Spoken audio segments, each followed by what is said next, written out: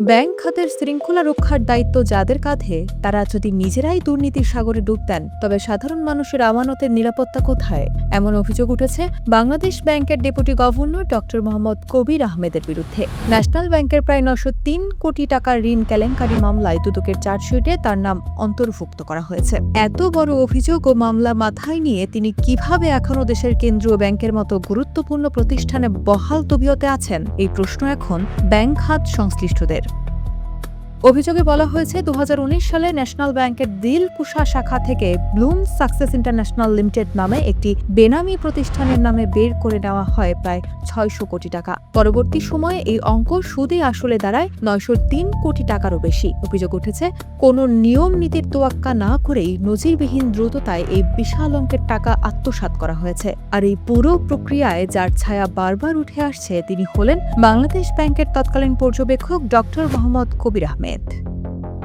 দুদকের মামলার নথি অনুযায়ী কবির আহমেদের বিরুদ্ধে অভিযোগের তালিকা দীর্ঘ। এর মধ্যে রয়েছে তিনি ন্যাশনাল ব্যাংকের বোর্ড সভায় উপস্থিত থেকেও রহস্যজনকভাবে কোনো নোট অব ডিসেন্ট বা আপত্তি জানাননি। ক্রেডিট কমিটির যাচাই বাছাই ছাড়াই দ্রুত বোর্ড মেমো তৈরি করে ঋণ অনুমোদনে তার পরোক্ষ ও প্রত্যক্ষ সহায়তার প্রমাণ মিলেছে। সাবকন্ট্রাক্ট এগ্রিমেন্টের মতো ভুয়া কাগজপত্রের ভিত্তিতে ঋণ বিতরণের বিষয়ে তিনি রহস্যজনক কারণে আপত্তি জানাননি। অর্থনীতিবিদরা বলছেন, কেন্দ্রীয় ব্যাংক থেকে একজন পর্যবেক্ষক নিয়োগ দেওয়া হয় ব্যাংকের অনিয়ম রুখতে। তিনি যদি শিকদার গ্রুপের মতো প্রভাবশালী মহলের চাপের মুখে নতি স্বীকার করেন বা ব্যক্তিগত লাভের আশায় নীরব থাকেন, তবে তা প্রাতিষ্ঠানিক নিরপেক্ষতাকে ধুলোয় মিশিয়ে দেয়।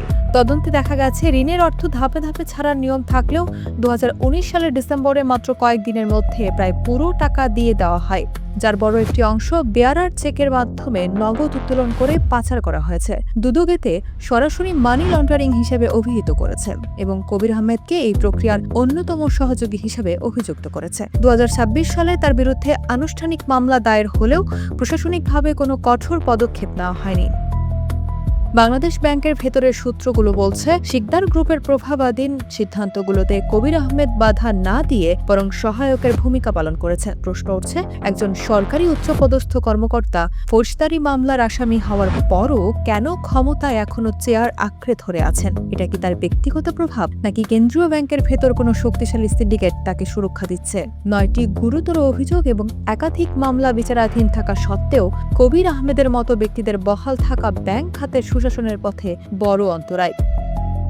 জামানতবিহীন ও অস্বচ্ছ ঋণ অনুমোদনের এই সংস্কৃতি যদি বন্ধ না হয়, তবে সাধারণ মানুষের আস্থার সংকট আরও ঘনীভূত হবে। ডক্টর কবির আহমেদের বিরুদ্ধে ওঠা অভিযোগগুলো এখন আদালতের কাঠগড়ায়, কিন্তু আইনি প্রক্রিয়ার পাশাপাশি প্রশাসনিক নৈতিকতা নিয়েও প্রশ্ন উঠছে। একজন অভিযুক্ত ব্যক্তি নীতি নির্ধারণী পর্যায়ে থাকলে তদন্ত প্রক্রিয়া কতটা নিরপেক্ষ হবে তা নিয়ে সংশয় থেকেই যায়। এখন প্রশ্ন উঠছে, দেশ কি তবে এক ব্যাংকিং খাতের দিকে এগিয়ে যাচ্ছে যেখানে রক্ষকই ভক্ষক হয়ে উঠছে? উত্তর হয়তো সময়ই দেবে।